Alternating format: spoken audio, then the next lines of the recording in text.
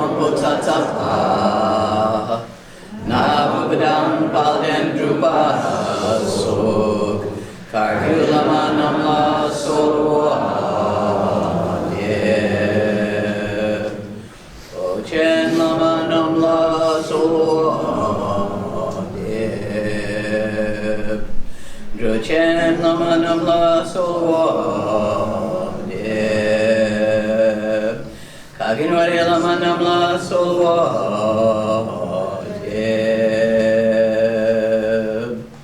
Shakya Lama Namla Solwa Deb Yandudan Yundra Lama Namla Solwa Deb Kondu Jongdang Yerme Gungarab Dorjishin Trakpa Jitidem Nisumepa Palamanam Jitin Ter Chom.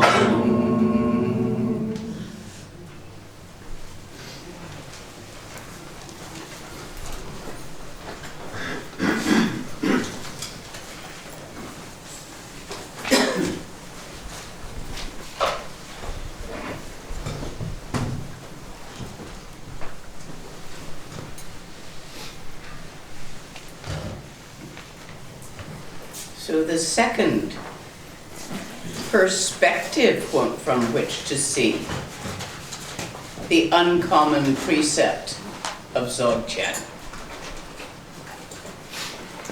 Evenness.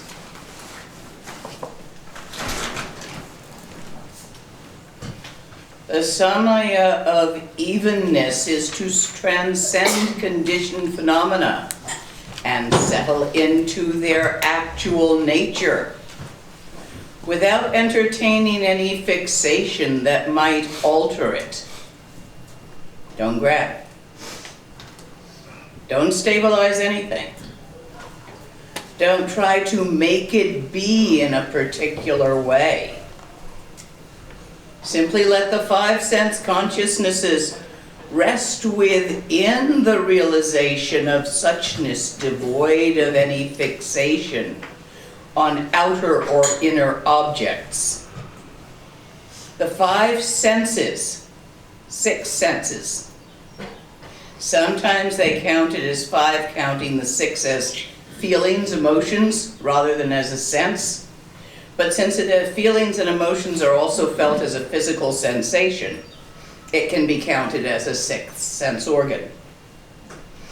Either way, 5 or 6,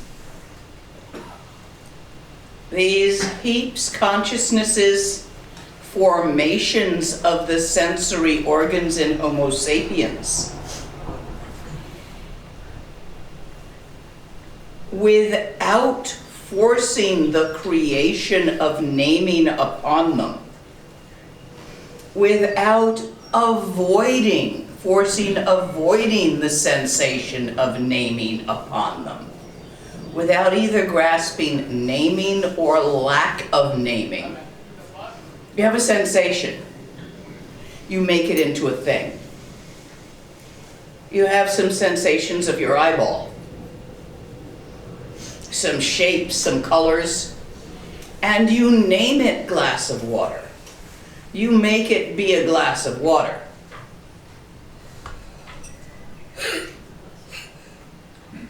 Here.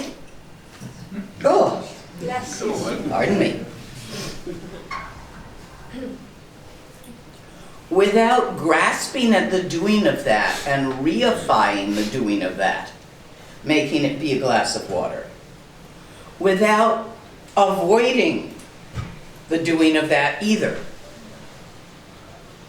Do you understand?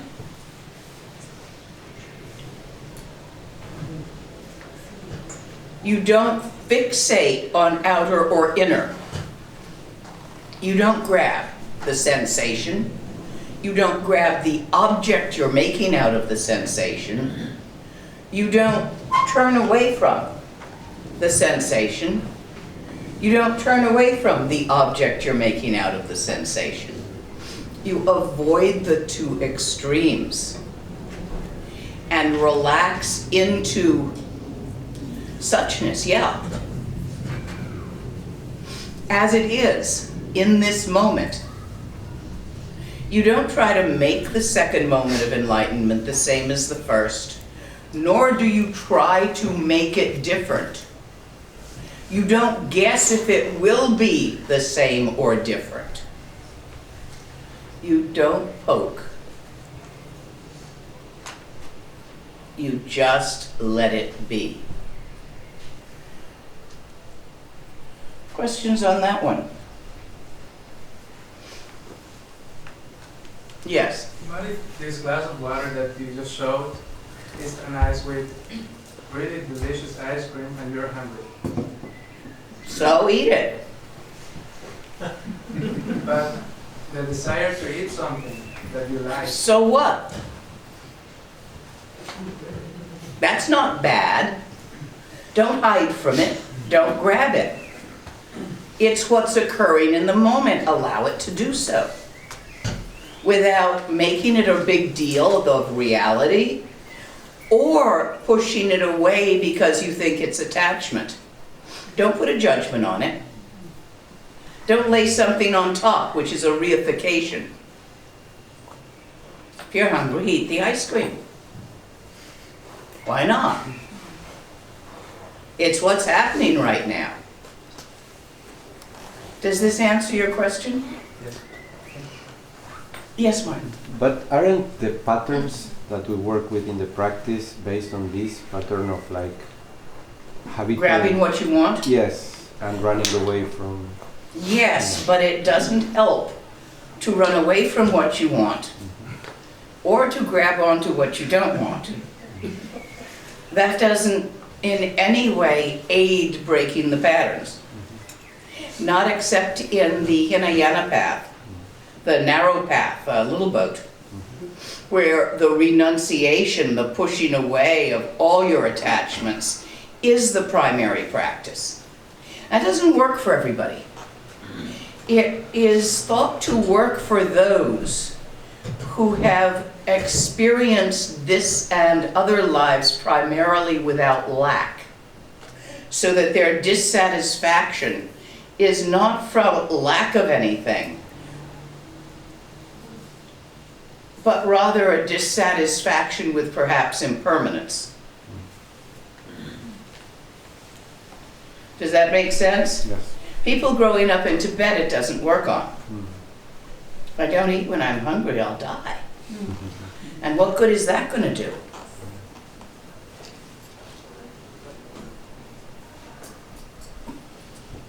So if you You have an itch, go ahead and scratch it. Don't try to force things. This is the key to Dzogchen. Stop squishing yourself out of shape. Stop trying to make it better. Trying to make you better. If only. You know the if only? Yeah, that's the problem, if only. Yes. What if you get spaced out, but you're missing the sort of sharpness and clarity, so you're just more like zoning out? Get more sleep. Have a cup of coffee.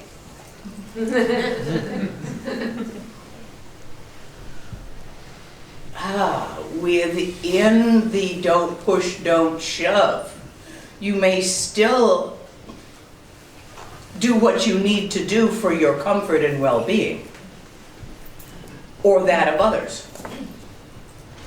You still fish the bug out of the puddle without reifying the bug's bugness or the puddle's puddleness. You just do it. You don't make a thing about it. Oh my God, what a wonderful bodhisattva I am. I just saved the bug. Oh my God, what a terrible bodhisattva I am. He died anyway. See, you're making something. Yeah, that's what you don't bother with. The making something out of it all. If you're walking, keep walking. Is that comparable to putting your mind in neutral gear? You still go through life and what happens and what occurs, but you're in neutral gear, so don't engage strongly? No, you still engage strongly. Neutral gear is a method of finding Tawa. It's almost like a shine, where you disengage your attention from point focus. This is the analogy: shunt aside the sluice gate of your water wheel. Sit with your channel straight, shut up, and shunt aside the sluice gate of your water wheel, which means the creek's still flowing, the river's still flowing, but you shunted the water aside so it's not going through the turny thing that turns the mill wheel. So you're not actually grinding any grain. You shunted it aside. That's what I call putting it in neutral gear, in Western speak. But the original by Guru Rinpoche is shunt aside the sluice gate of the water wheel. And if you're not familiar with water wheels, that's not going to make a lot of sense.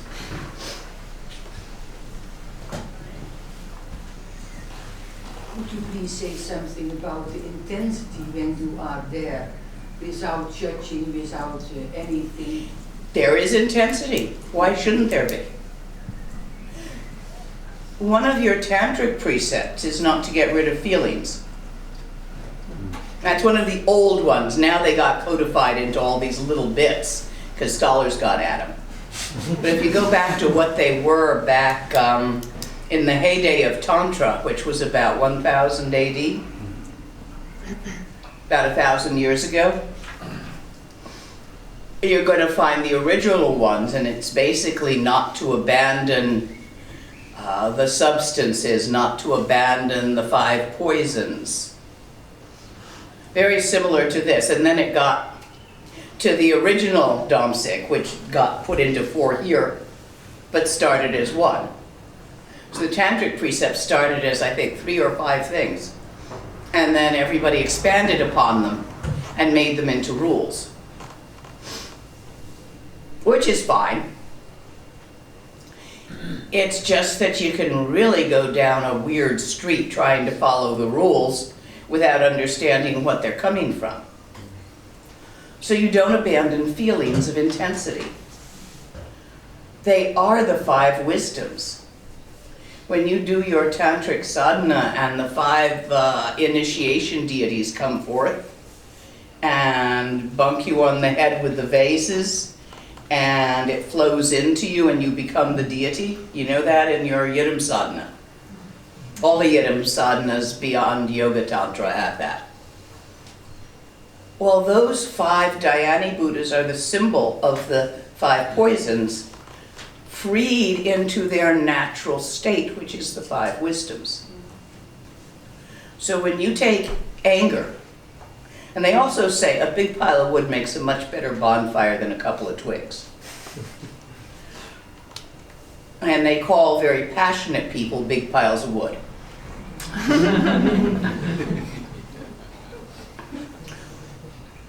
When you take anger and you don't squish it,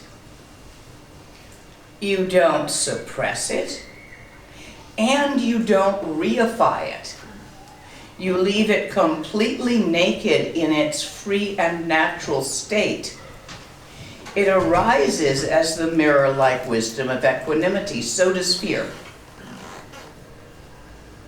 Do you all have an amusement park around here? You might want to go there one of these days and take the ride that scares you. So you experience some fear in a relatively safe environment. I mean, the worst is you're going to throw up. Or the thing you jump off of, you know, really high up, the parachute thing, those are good for this. And don't reify the fear that you feel. Don't suppress it either. Feel it to the full extent. See if you can release it in that moment to its natural shape, and you're going to experience a nyam of intense clarity and energy. A lot of people discover this in their teen years and get into driving race cars or, you know, other, we call them adrenaline junkies. But they've realized that you can flip fear. And they get kind of hooked on it. Mm-hmm. The thing is, no, it's a nyam, it's an experience. That's okay. You don't try not to have experiences. You don't try to maintain the experiences. Middle way. Don't squish, don't suppress. Don't reify, don't make something out of. Did that answer for you in a way that you could, that made sense? Other questions on this one of evenness? Evenness doesn't mean lack of bumps. It doesn't mean smoothness. It doesn't mean that the moving goes boring. Nothing happens. The stillness never moves. Like Karmapa the 16th's last words as he was dying, nothing happens, yes. But that's not that the happening stops. That's that there is no thing there happening, and yet the occurrence is manifest.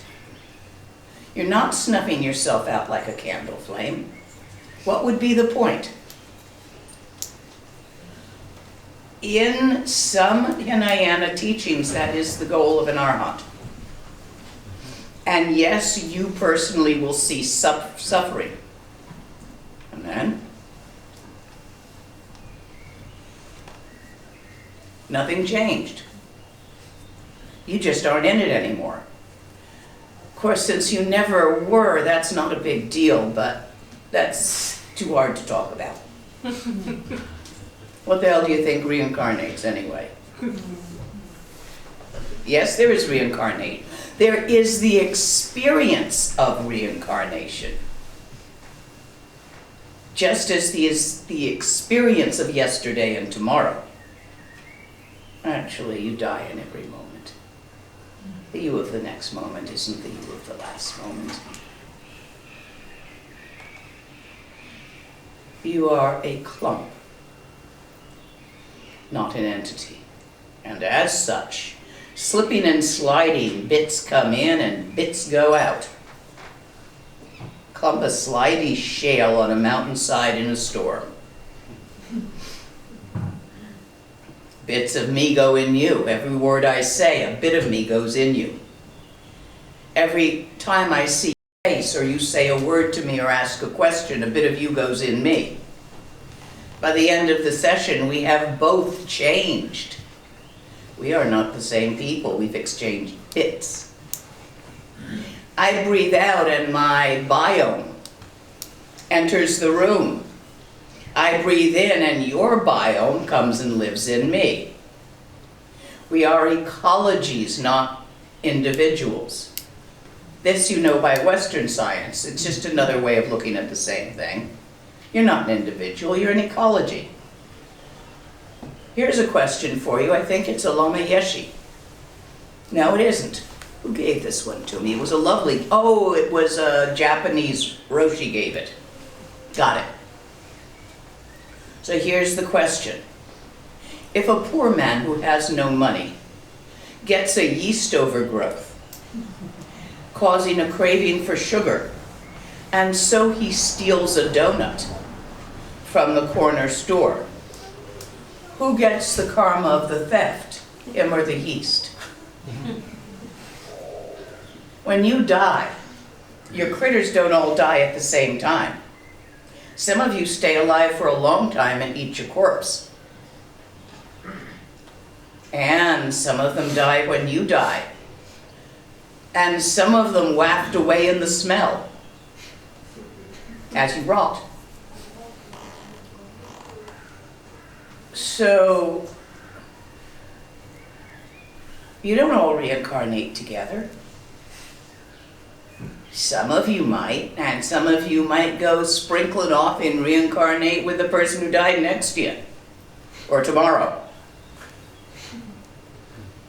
Wrong, Rick. Who are you? Somebody asked me about Wrong Rick this morning, self-seeing. A Tibetan instruction, and they never tell you the whole thing. You got to find it out when you do it.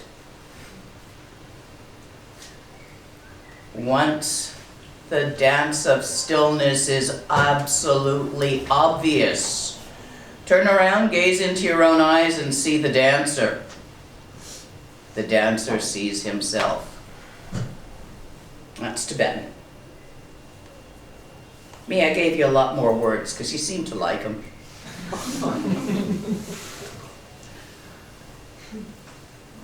And I have nothing against ice cream. Understand that evenness does not mean sameness. Evenness does not mean flat.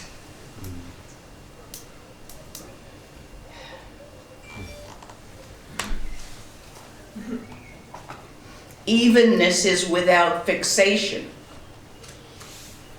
without reifying or suppressing, without trying to fix it. Every day in every way, you want to be better than you were yesterday, don't you? You came to the Dharma as some kind of self-improvement crap, right? And you've been at it a while. Oh, well, what were you trying to improve? I was hoping you didn't hear that. If it wasn't self-improvement, maybe you wanted to improve something around you. But we all came in here trying to improve something. Otherwise, we'd be out having a beer with our friends. It's a good, lovely day in the park. That's where we'd be. We're sitting packed in this little room because we want to get something out of it. If you do, put it back. You can't keep it anyway. That's evenness. It's a lack of trying to fix it, not a lack of spontaneous movement. You don't abandon the 5 substances. You do not stick them in a skull cap and eat them either, because that's what you think the crazy sages do. Yeah, there are some that actually believe that out there. Among the Hindu crazy sadhus. Yeah, look, eating shit'll get you in the God realm, sure. If you eat the right person's shit, I'm sure it will improve your biome. Isn't that a current medical thing? Although they do put it in capsules for you, you don't have to taste it.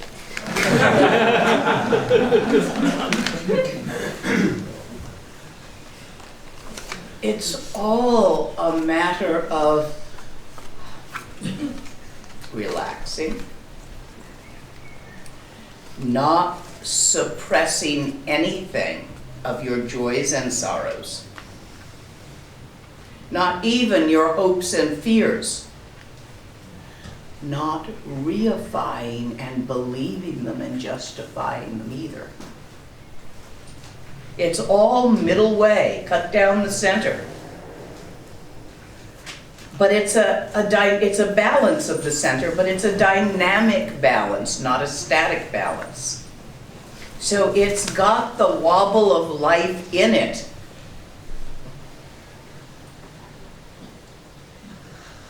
The sparkle of the light, which is the nature of the openness.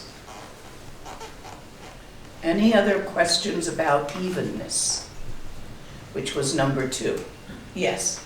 I always just struggle with like how do you combine evenness and the sparkle with, like I always feel like I'm vacillating between like stagnation and then like. Oh, perfect, you're getting it. That's what it feels like. Yeah. Do you remember when you first learned to ride a bicycle? Do you remember at one point, very early on, you always fell either to the left or the right? And you had a favorite direction to fall in, like you were always sort of leaning one way? I don't know, were you a left faller or a right faller when you started out? Can you remember? Right on the lawn side. The lawn side, good choice. So, as you learn to ride a bicycle, you're not straight upright. You're going like, whoop, whoop, whoop. Now, by this time, you know to lean into the curve.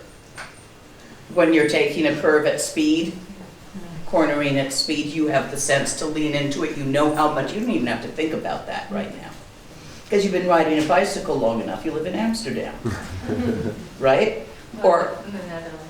in the Netherlands where it's flat and bicycles are what there is to get around.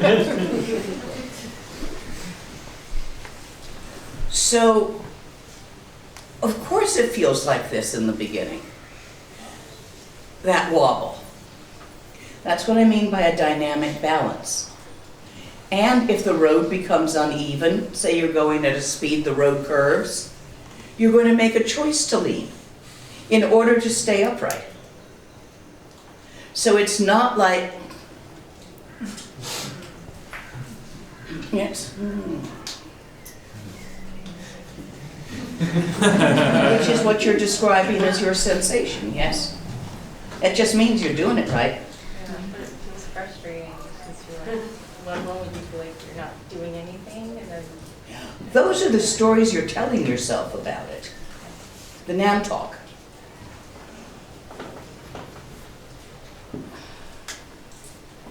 You come online, I got a group going. It's called Working with Thought. It's the key to the third word of Garabdorji. Come join us if it fits in with your schedule here in Europe. It's in the evenings, I think. Like 6 or 7 o'clock. And it's a bunch of people getting together to work on not believing everything you think. I have that bumper sticker on my car and on my refrigerator. I mean, we call them the crazies who believe everything they read online. Anybody hear that crazy? How is your thoughts different from written down thoughts? Aren't they just as dumb? If you were to go somewhere privately, try this sometime.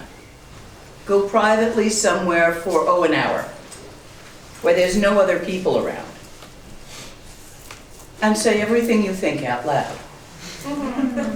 You will, within a short amount of time, notice that most of it is really stupid. Yeah? So, you're doing it right, but you're having thoughts that tell you this and that about it. Those are nam talk. Bunches of nams stuck together with talk. Talk's the gluons. That's a particle physics joke. So, nam talk, also called discursive thought. There's thought particles, little bitty nams, except we attach them to each other and make a thought chain. That's a nam talk. Stuck together with talks. Talks are the little hooky things you put on them. Watch your thoughts for a moment and see them do that. Hook together and make a concept. A story.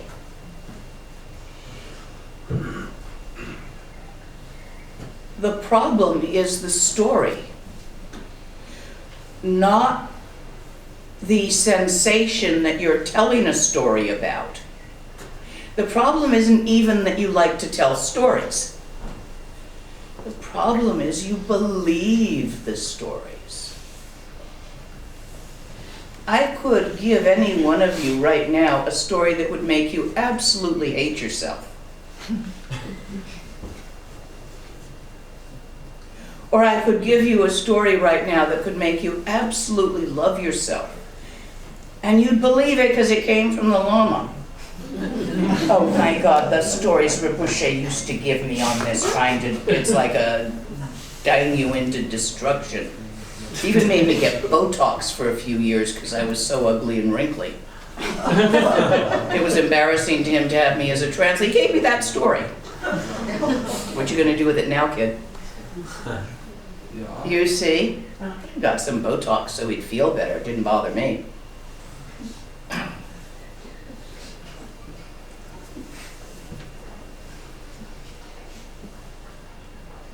How do we then know to which thought to believe and which not? Why would you want to believe any of them? Yeah.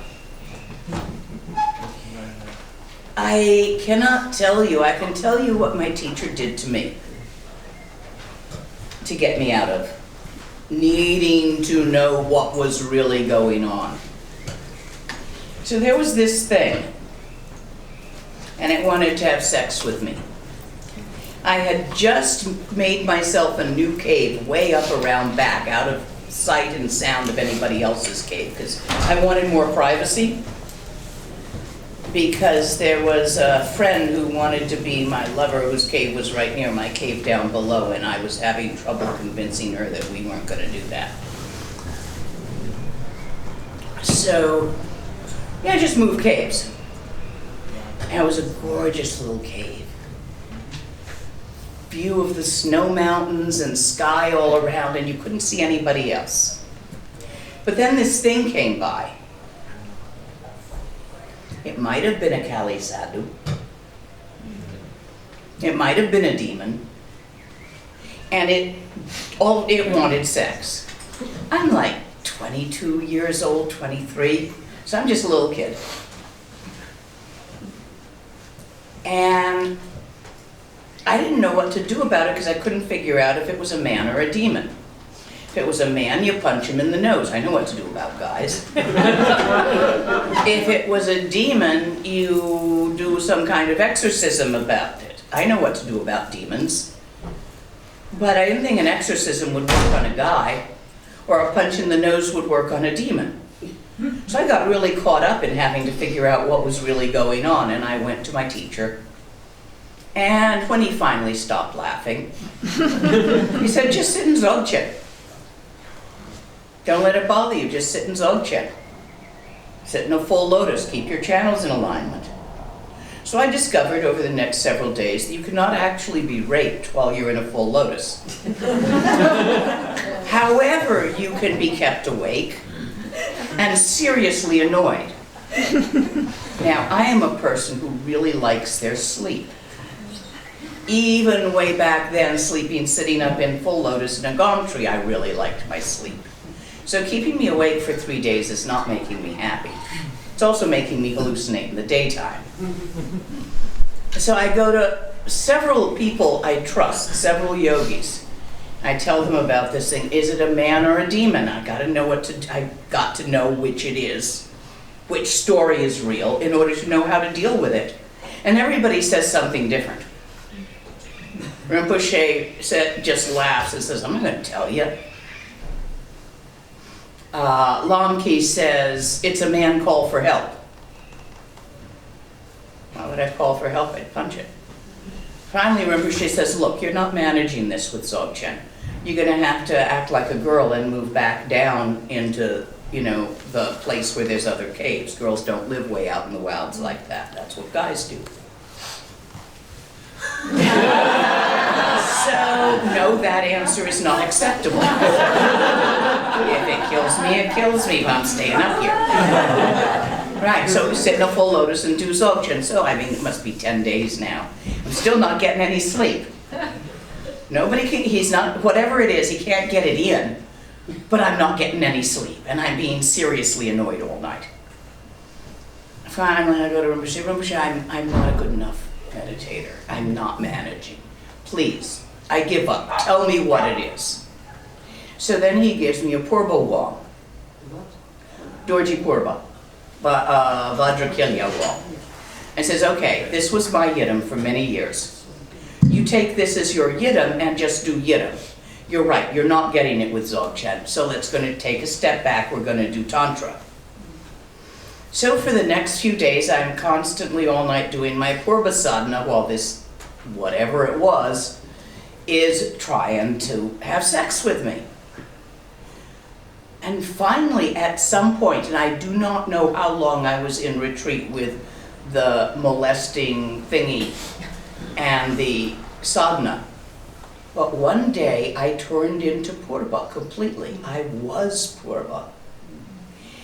And I smashed that thing with my Purba, and it screamed like a goat and flew over the bushes.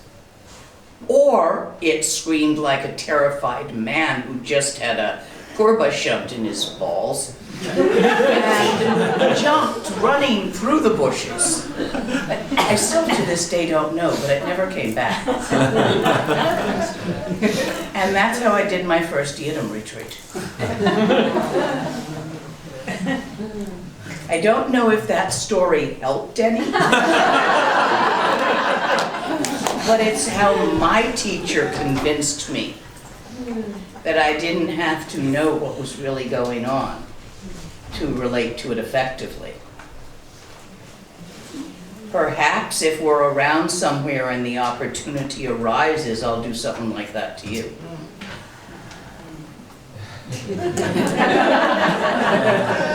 Like I said, it's a bonfire. Get to the proper distance for you at any given moment. Don't come too close unless you want some destructo.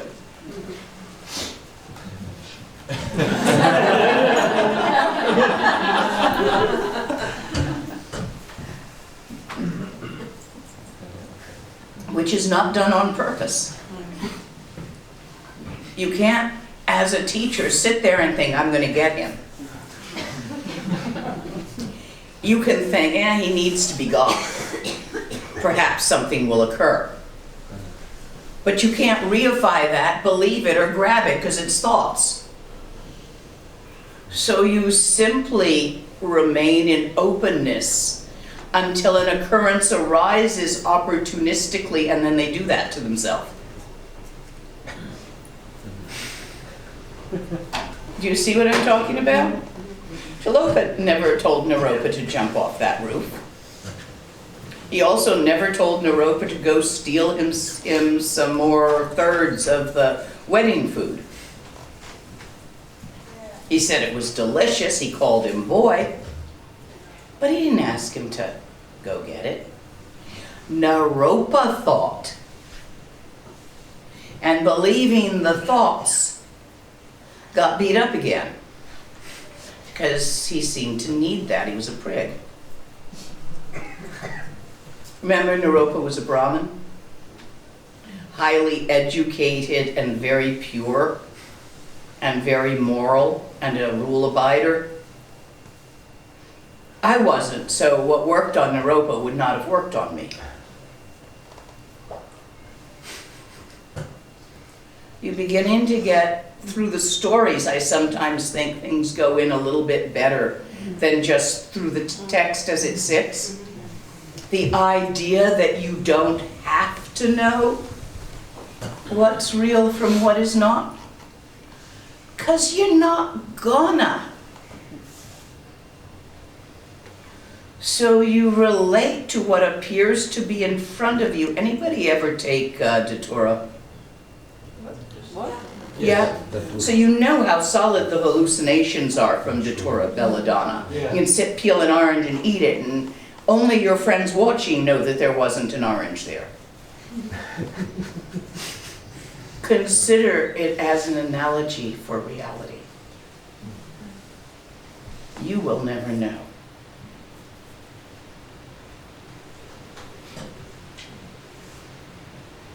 Those of you who have not taken belladonna know I'm not going to give you some. I think it's excellent, but it's a really dicey power plant to work with, because if you get the dose wrong, it's fatal.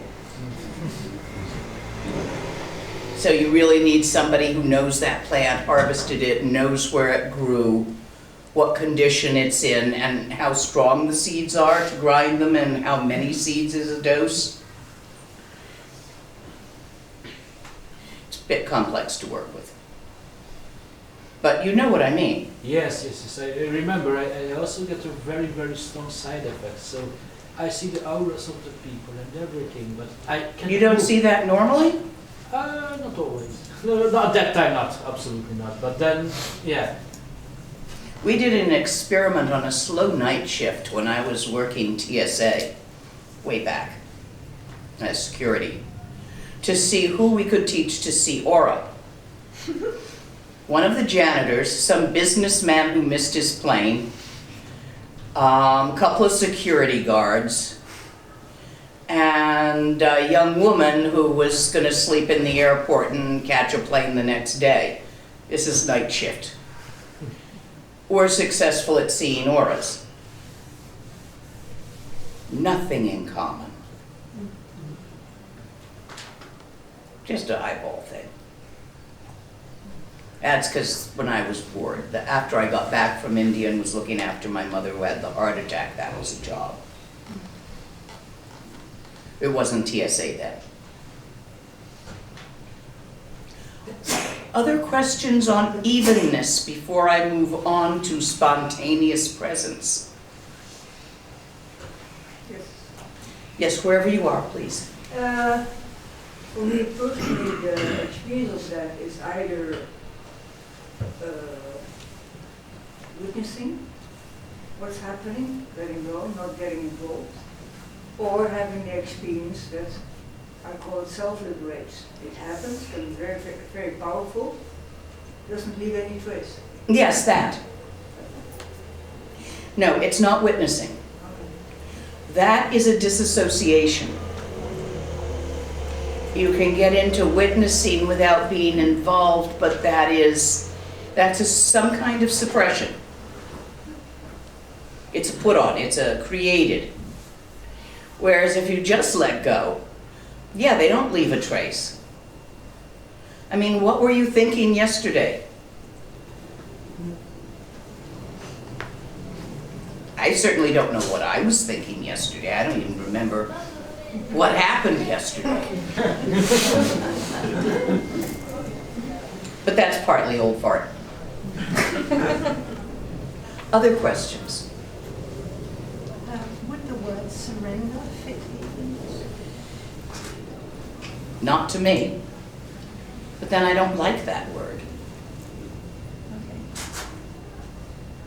my formations, personality, would not use that word, but I'm trying to figure out what your personality means by it, which might be quite different.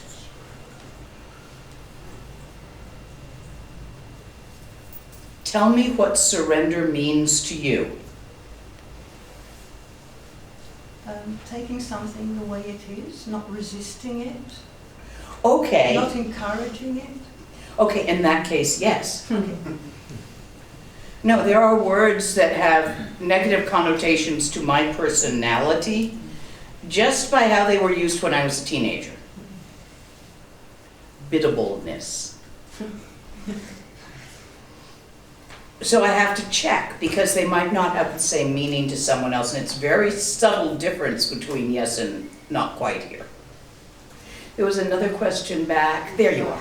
We got on Ronrik. So if introducing the question, who am I, give me agitation, does it mean that I'm not ready or is not the practice for me?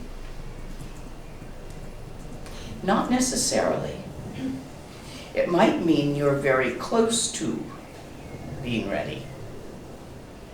It would depend on whether you happen to have a personality that likes to jump headfirst into something that causes agitation, just for shits and grins as an adrenaline junkie, or whether you have a personality that tends to back off from that.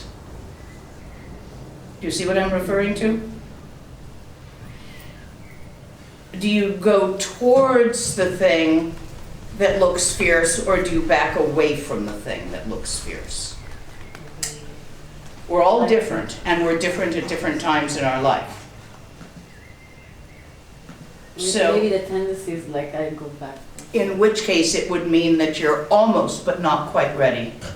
And it would behove you to do another practice to prepare yourself.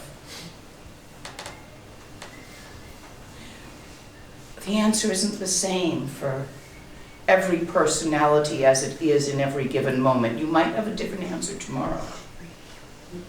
Because you might be a little different tomorrow, somebody else, just slightly. Which might be enough for me to say that's a sign of absolute rightness. So don't take things out of context. Watch out for some of these Reddit debates on the Dharma rumors, where some Lama has given some person a teaching that was in a context, and someone has taken it right out of that context and posted it on Reddit like a rule and then said, do you think this is true or not? It was true for someone in some circumstance, surely, if a teacher said it, but it might not be true for another person in another circumstance, context. Does working with emotion help in this? Because I feel like the tendency now is more approaching like fear. I'm more fearless, like I try to face it. Before I was like just stepping back. So in this case, I would say that this is a nice opportunity to work with emotion.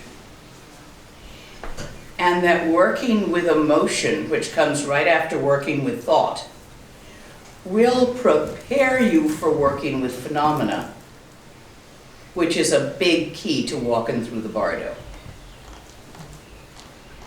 It actually causes datura-like effects without the use of datura, which is why I will sometimes teach it online, but I like to do it in person better because I want to keep a little eye on you. Certain retreats can be buggy. It's in Canada later this year.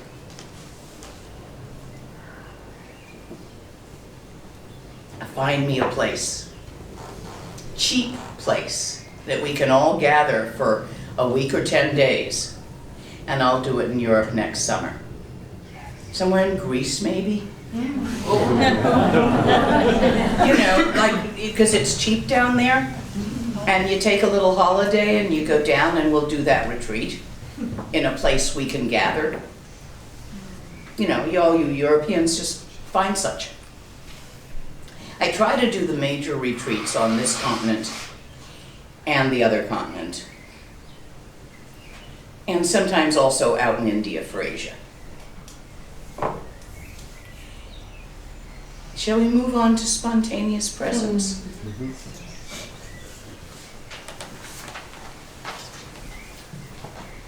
This is the third. Do you understand evenness? I have one question about evenness. It seems that evenness is, the expression evenness is not the characteristics of what you're experiencing, but the characteristics in which you meet the experiences with. It's not a question that evenness is.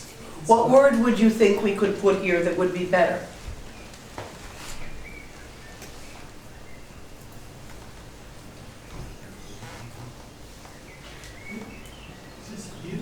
No, we need, if we're not going to take evenness, I agree with you, it's not a perfect word for this.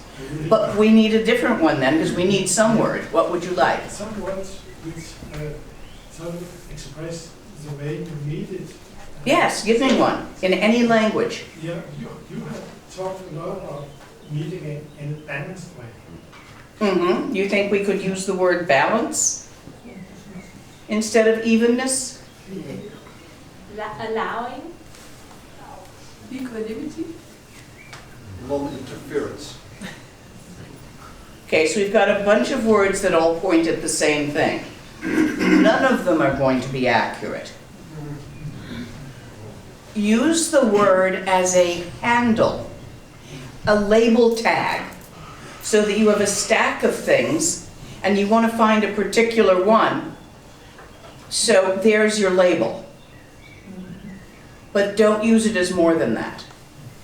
So when we break down the singular Dzogchen precept into its 4 aspects, we can use non-existence. We could also use the word emptiness there.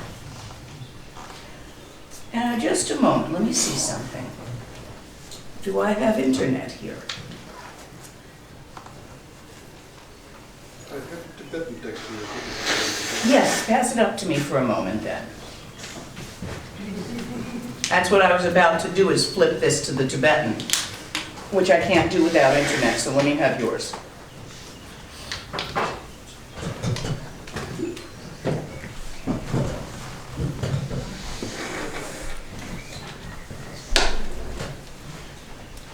Reading glasses. No, I can skip.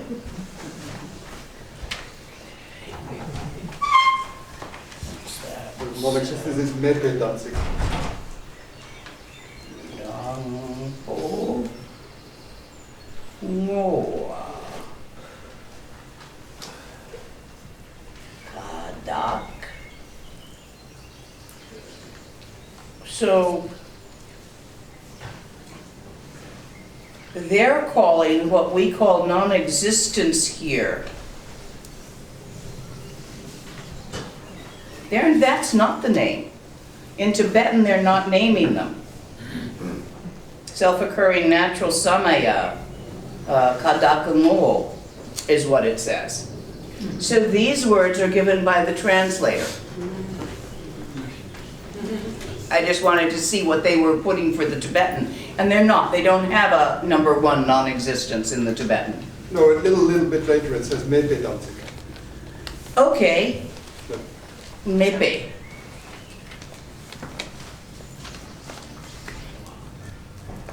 I call them mepe or mewe in Kampa non-being. So, okay, non-existence. Does it have a word in there for evenness? My scholar who's got his own reading glasses. I remember you used mine last year. I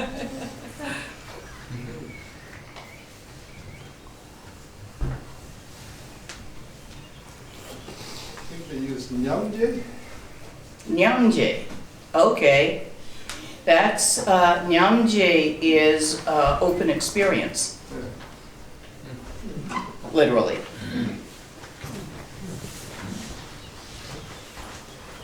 So for evenness, we're getting the word open experience, and I like that better. I like it too. Let's keep that one. Literal translation. Like instead of saying awareness, say the seer. Because you can feel yourself as the seer that's looking out from behind your own eyes, whereas awareness is some high fuddly thing, Rikpa is some high fuddly thing you aspire to. Right? So let's go with Rikpa, seer. Whatever makes you feel it best. Anything else on evenness or open? What did we call it? Open? Openness, open experience. Open experience. In this non-existent, non-being open experience, there is no problem. Even problems are not problems. Yes. And sometimes not having a problem gives me the willies. Yes. This is because you have still a great deal of attachment to entertainment. In this case, use the bodhisattva as the antidote to the survival reflex, which is what's having the willies. By turning your attention, if not outward to infinity, outward to the problems of others. So when you don't have a problem, start dealing with the world's problems. Currently she's running a fever, and her immune system, the mamos, are all over the place, trying to cut down the infection, which unfortunately is us. Does that make sense? Because yes, it's that survival reflex wants its entertainment because it only knows it's there as it bounces off the interface of entertaining problems. And you don't want to kill that. And there was one other back here. Wasn't you? Wasn't there somebody there waving strongly? Okay, then it must be you. Okay. Is it connected at all with crazy wisdom from Trungpa Rinpoche? Crazy wisdom is Drupa Kunli. Trungpa didn't make it up. I read it. Trungnyum. Yes. It will manifest as that. Guru Rinpoche did a lot of crazy wisdom stuff, right? My favorite Guru Rinpoche autobiography, high above North Urgyen, there arose in the sky a brilliant, shining double dorji. It shone forth with multicolored rainbow light, which caused many living beings to have many experiences. End of biography. Isn't that a nice story? Yeah. My favorite Guru Rinpoche biography.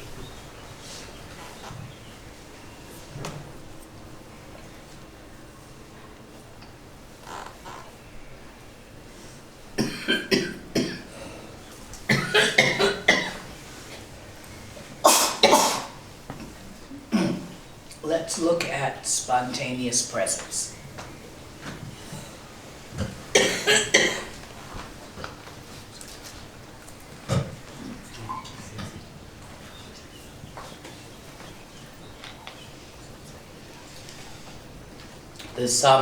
The samaya of spontaneous presence is the quality of knowing, the open radiance of suchness, which is essentially non-existent and primordially pure, in which the profusion of qualities is naturally and spontaneously present.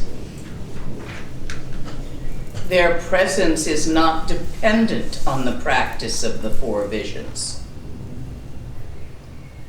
So, this spontaneous presence is the seer. You. looking out from behind your own eyes, without any addition or subtraction, is the open radiance of the Dharmakaya. The lucidity, the luminosity. The qualities are its sparkle, they are inherent in it.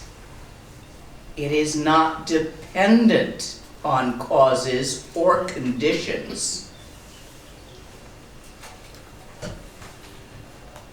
All this work you're going for to get a rainbow body, not realizing that you are a rainbow body, here and now. Nothing's going to change. It is complete as it is. But you want other people to see it, don't you?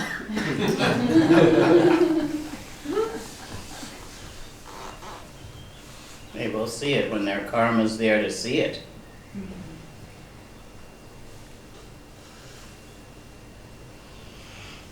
By the quality of knowing, the actual Tibetan word is going to be ngoshe, which is knowing but refers to a kind of knowing which is a siddha. The ngoshe won't, if you don't do this, the ngoshe won't come out from Jangchu Dorji. This being gom at all times and on all occasions while getting up and sitting down, whatever you're doing while you do it. Notice the already known Dharmakaya nature of mind. If you don't, the ngoshe won't occur. Ngoshe, in this sense, is the open radiance of suchness, which manifests, which is not a thing, but manifests as kata,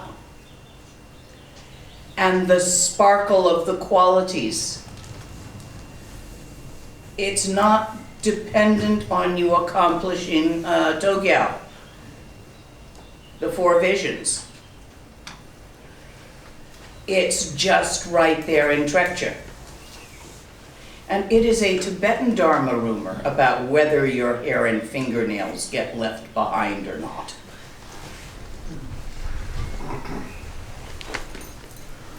On the Tibetan gossip Reddit.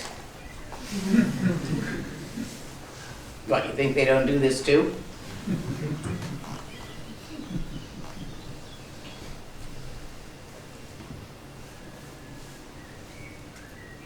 Questions? It's not much in the text because it's simple. It's all different ways of saying, leave the fucker alone, leave it as it is, don't poke at it. Relax, let go, leave it be. Let the display complete itself without creating more ripples. Let the little tigglies slow down their drift. If you poke at them, they're just going to speed up. An example that you can use as you practice. Norbu Rinpoche was teaching that. That's not the full teaching on Togyal, but it's a preliminary. Does anyone understand enough of what they're talking about with spontaneous presence to even have a question? Yes. When you act in the state of spontaneous presence, is there any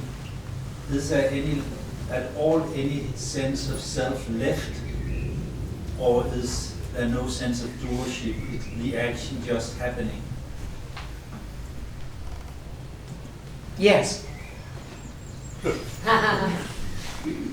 Embrace the power of and. There is both and neither. There isn't a sense of self as separate from anything else. And yet, there is not a denial of the body and its hand moving and doing something.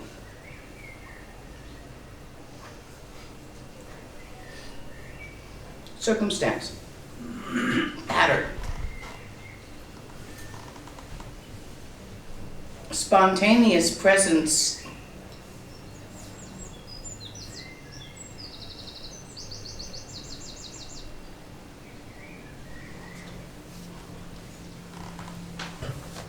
is just what it is.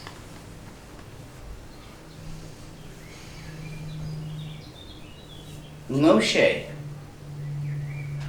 can look to those outside of it like being detached from time or being in the fourth time, because the movements and the patterns become obvious in Moshe.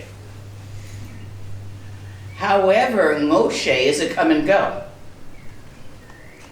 at least in my experience. Now, I have never said I'm done, have I? No. So that may be something that will change. Couldn't tell you. I can only tell you in my experience. You have a question. Maybe that will help me clarify this. Is spontaneous presence the same thing as sometimes described as non-action? Or is it a different concept? Non-action would be included in it. As in the third word of Garib Dorji's Sopa, the spontaneous action of non-action. No, it's not conduct. But it's also what allows the crazy wisdom to manifest. Spontaneous presence. It really is a complete not grabbing. Could you explain the difference between no-shi and rochi? Rochik is one taste. Moshe is a knowing or a way of perceiving the patterns of time and space. One taste is the recognition of a rochik, which results from wrong rik, the success of seeing the mind seeing itself, deletes any separation. See, we walk around in complete disassociation. It is a mental illness that we suffer from, disassociation. We have disassociated the subject from the object and the verb, so that we have separately a me, a thing I am doing, an action, and a thing I did it to.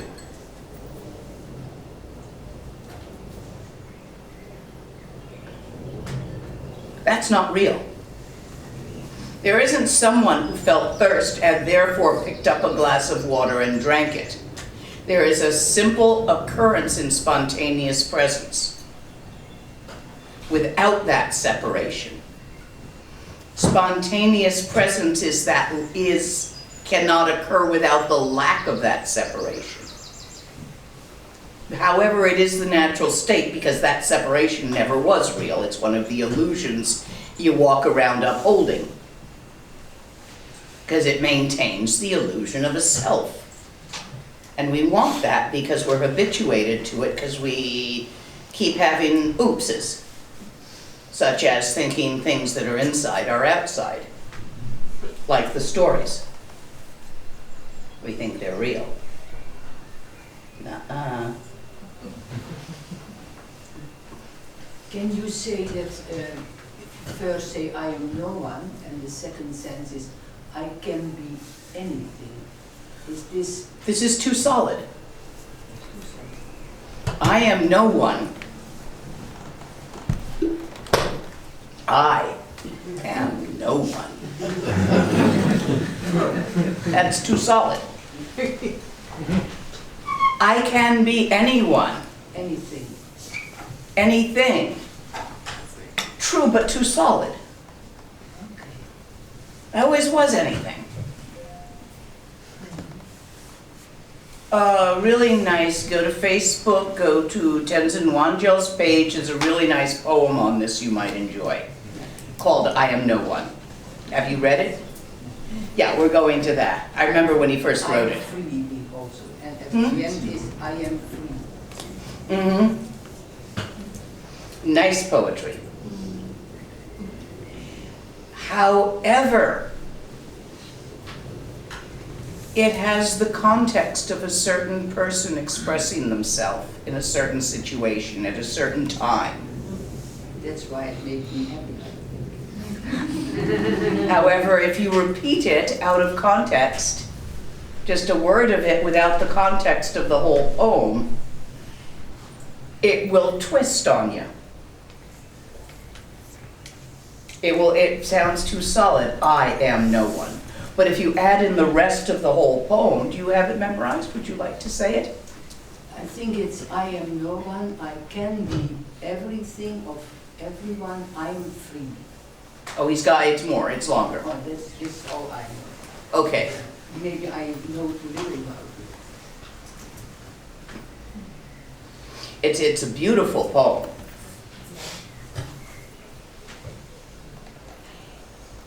It is in that spontaneous presence where it is possible for the spontaneous occurrence of the patterns to occur without anybody steering.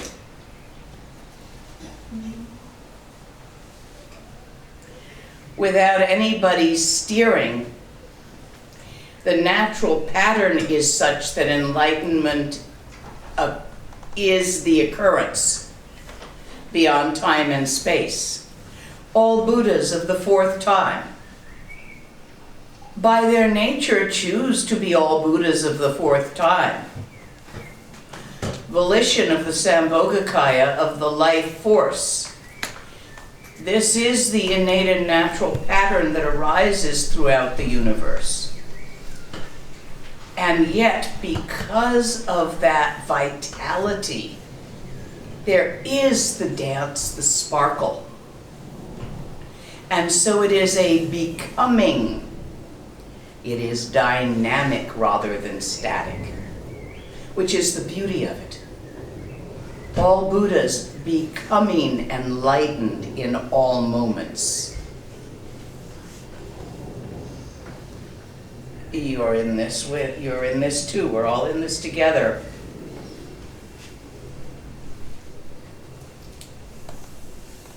Yes. Maybe phrase so like the embodiment of Dharmakaya? Or is that too... The play of Dharmakaya. Chukuropa. Not so much embodiment. Dharmakaya, kaya is form or shape or pattern.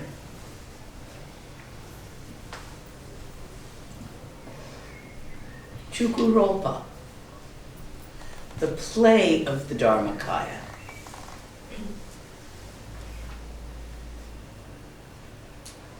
Yes.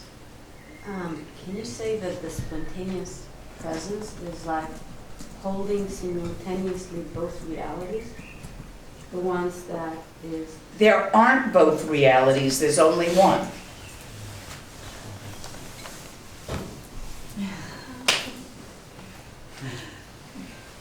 And yes, exactly. Could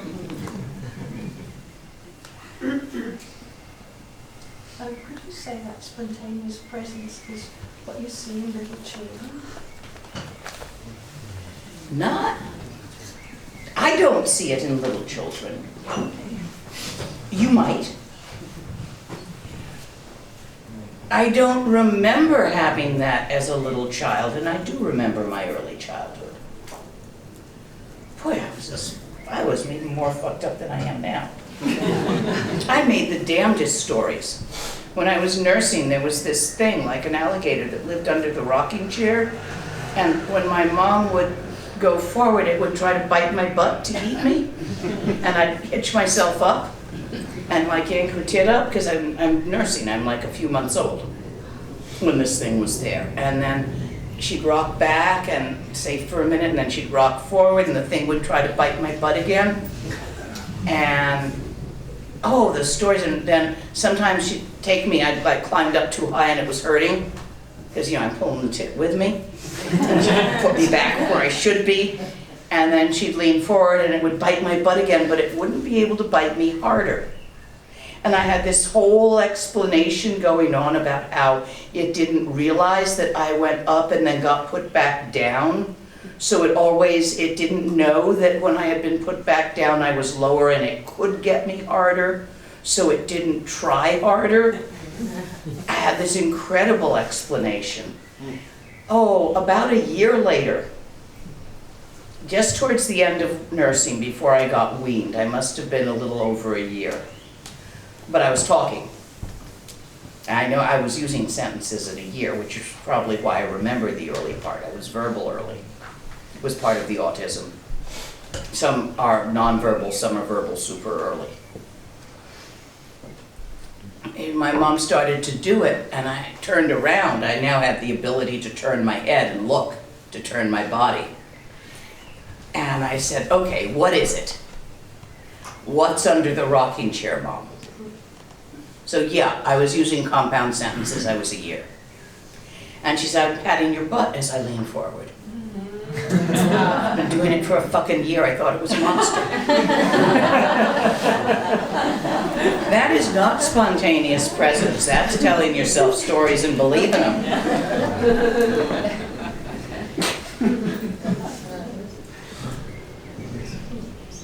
So it may be that you perceive spontaneous presence in small children, but due to my memories of what it was like, that's not where I see it. Sometimes I see it in old lamas and old yogis. And even in old ordinary people, old Jacob, Yaakov, down in Israel, the rose farmer. He had it. You meet people occasionally who aren't even practitioners who have this spontaneous presence, karmically, somehow.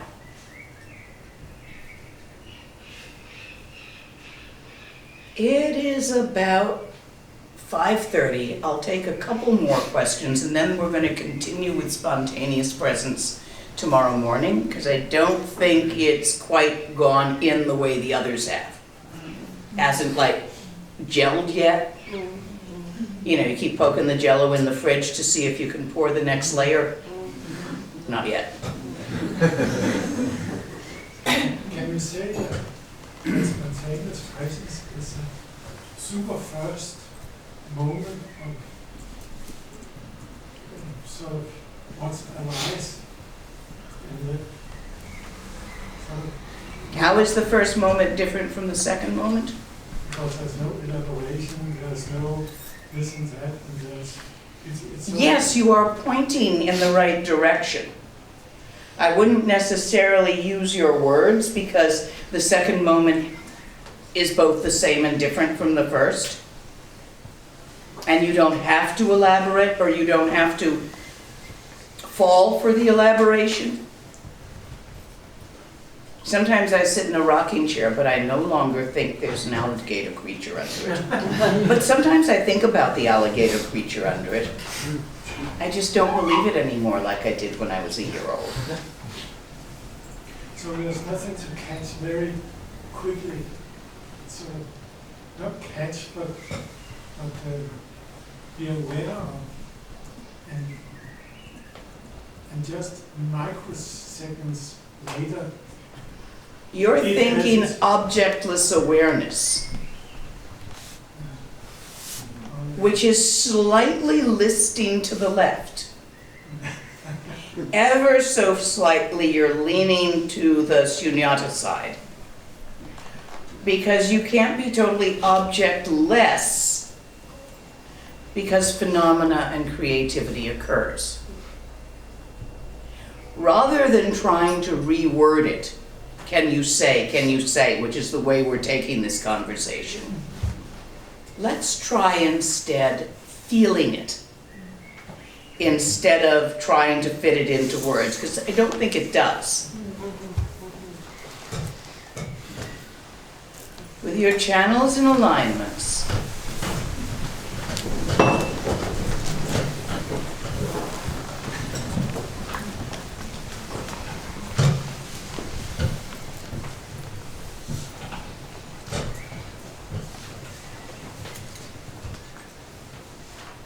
relax your point focus.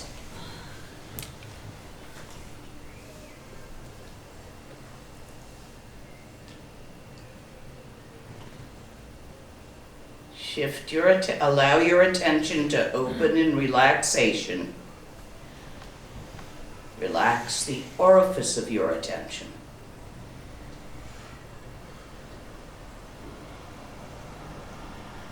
You are, it is, we are the lucidity, the luminous lucidity of the Dharmakaya. Don't make anything special out of it. Don't diminish it. Feel it. I am, you are, it is, we are, all is. Naturally, without causes or conditions. The seer, luminously lucid, awake and aware, without need to suppress the play of the Dharmakaya, Chukuropa, the dance of phenomena, the shimmer and sparkle of the clear light, without any need to reify that either. Just as it is right now in the here and now. Now let go of here and now as concepts. And let this spontaneously and naturally open up into the four times.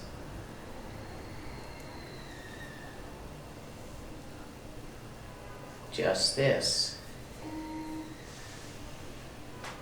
Without grasping or occluding anything at all. Without naming. Without suppression of names. Relax again. Completely ordinary. Always was. Is. Will be. You, me, they, them, he, she, it. All as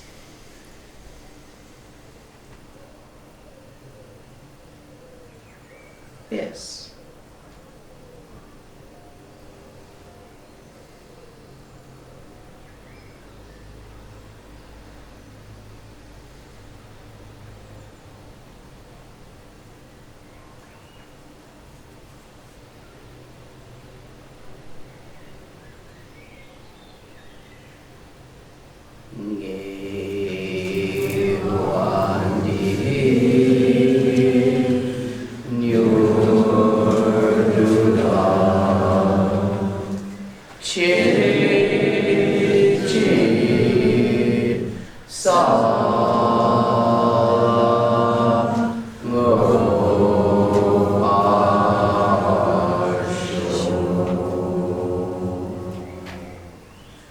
All of it. This.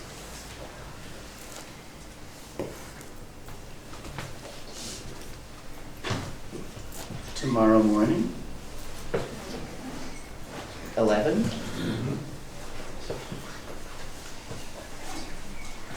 Don't think about this all tonight.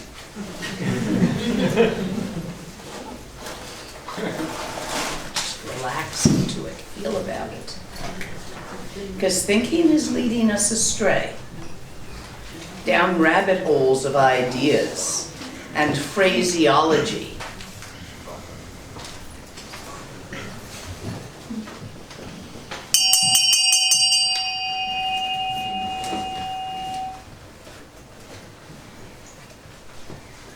Okay?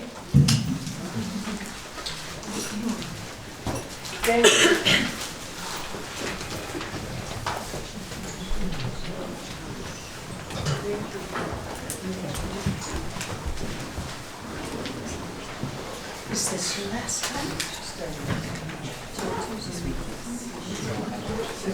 time?